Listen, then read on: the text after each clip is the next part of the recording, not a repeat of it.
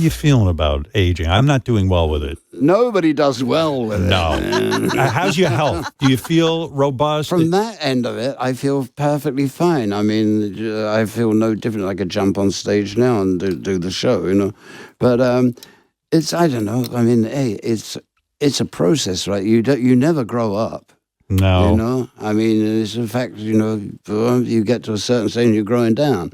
You know, I'm waiting for the diapers. Was rehab harder or Which one? Well, right. Quitting smoking. Actually, I found the quitting smoking fairly easy. Really? Wow. Yeah. It was just something that said inside that said, now, you gotta.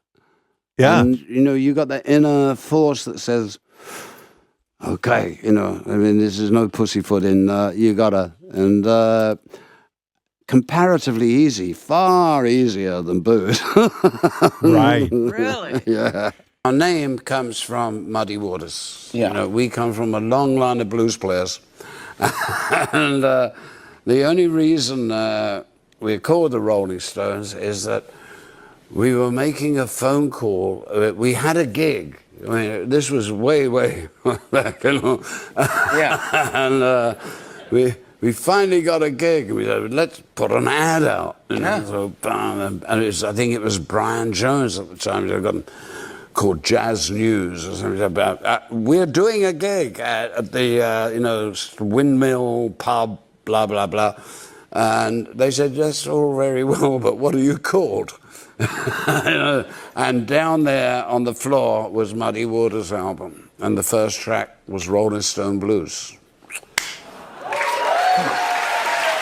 There it is. Who are the 5 geniuses in rock and roll? Are there geniuses in rock and roll? Are there people you met in your lifetime, and you've met everyone, who you sit and go, that guy was a genius? Who are the geniuses? Well, it's pretty easy to spot them. Chuck Berry, Little Richard, Fats Domino, Eddie Cochran, Buddy Holly. There's 5 for a start. You know. And there are a couple more, but they're the seminal. You love Chuck Berry. Mm-hmm. This is the thing that turned you on to music.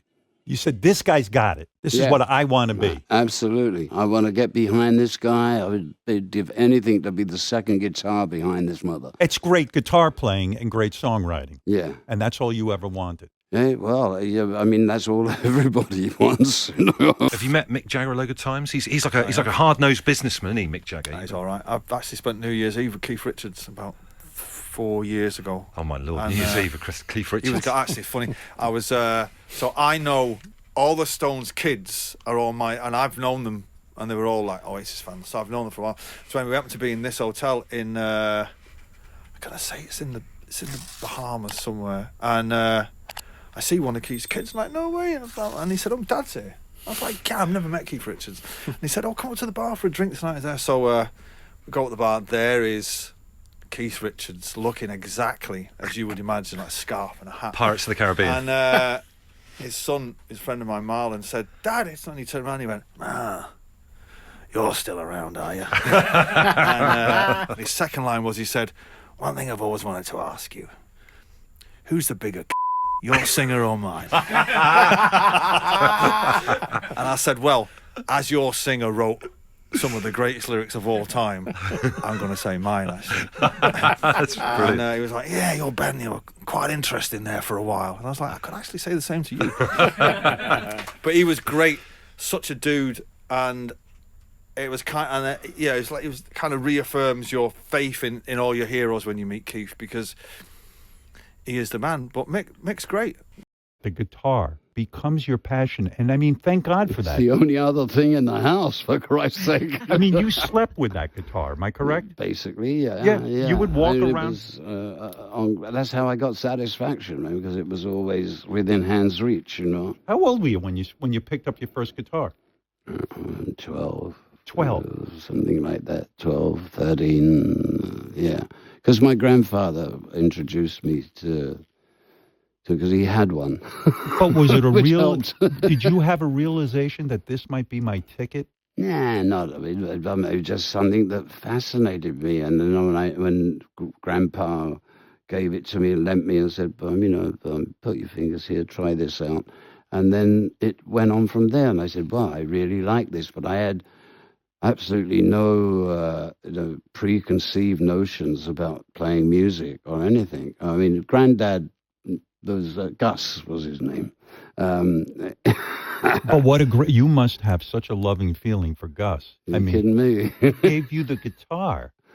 Yeah, and he turned me onto it, and but without pushing, you know. I mean, he would just say, "Oh, you." He used to keep it. There was on a shelf in his living room, and it was just there. And one day, I was visiting. Now I used to visit every now and again. And he said, "You keep looking at that thing, yeah? You want to?" He was basically a violinist himself, you know, but he had instruments around, and he pulled it off the shelf and put it in my hands and said, "If you can learn this little Spanish thing, this flamenco thing called Malaguena, Of course. if you can, it's quite simple to learn to start with, you know, and then you can elaborate. But so if you can learn that, you'll be able to play the guitar."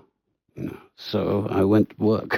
How many years did you play before you started to feel confident? I know, it was a few months before I said, I've got to take this further. I want to take this, you know. But the thing is that there was no way I was going to be a musician, you know, go into like the college of music. Right. Kind of thing. It just started to come to me. And then I realized what I really wanted to do was to play with another cat. Mm. Just, I mean, this is to jam. Yeah, because basically you're jerking off by yourself. You know? Yeah. But what you can do with another cat throwing in licks and like counterpoint and just playing against each other, that it opens up a whole world. Did you find older kids to do that with? Who do I find? Mick Jagger. Well, Mick was But a singer. Yes, I know. He wasn't playing it up, but through Mick, I mean, I got to play, you know, he was hanging out with other guitar players. I had a couple of friends at art school that were playing as well, I got to say. But I mean, it wasn't seriously until Mick and I hooked that I really thought about this thing as being, well, I could take this on, you know. Otherwise, it was just a hobby, you know. And what's crazy is, too, you know, I was talking about this, you can't have a plan B. Like, you just started playing guitar, hanging with these dudes. You never sat and said to yourself, well, maybe I'll go get a job at the hardware store. No. You were all in. I mean, that's it. That's what it takes. Yeah, no, there's no possibility of doing anything else. Do you play every day? In other words, are you still so passionate about guitar that, like, it's part of your blood and part of your life? I pick it up just about every day. And to this day, after all your years, you still love it. It's a work in progress, Howard. Every time you pick the thing up, there's the potential of finding something totally new. How is that possible? You know what I mean? It's the same notes. It's the same progressions. It's and the yet, one note against the other, and the rhythm at the same time. This is why music is so beautiful, and why it's always said it's kind of weird to talk about music. Yeah. Because, you know, if you could put music into words, there'd be no need for it. That's amazing that you grew up to be one of the greatest guitarists of all time. I mean, who are your biggest influences? That's very nice of you. No, please, thank you. No, please. You talk about your influences. I know Chuck Berry. Chuck Berry's a big influence on you, right? Absolutely, Chuck was a major influence. Not just guitar playing, but songwriting. Yeah, everything. Yeah. You know, I mean, let's give the hand. Yeah, I think I read in the book you said that when you heard Chuck Berry, the sound was so good you like ate Chuck Berry. Yeah. It like fed you. I put cream on it. Yeah. That's what I'm talking about. Yeah, a little mustard on there. Yeah, down a little Chuck Berry. But then I also heard the story. I don't know if this is true or not. Did he punch you in the face once? Yes, he did. He did, yeah.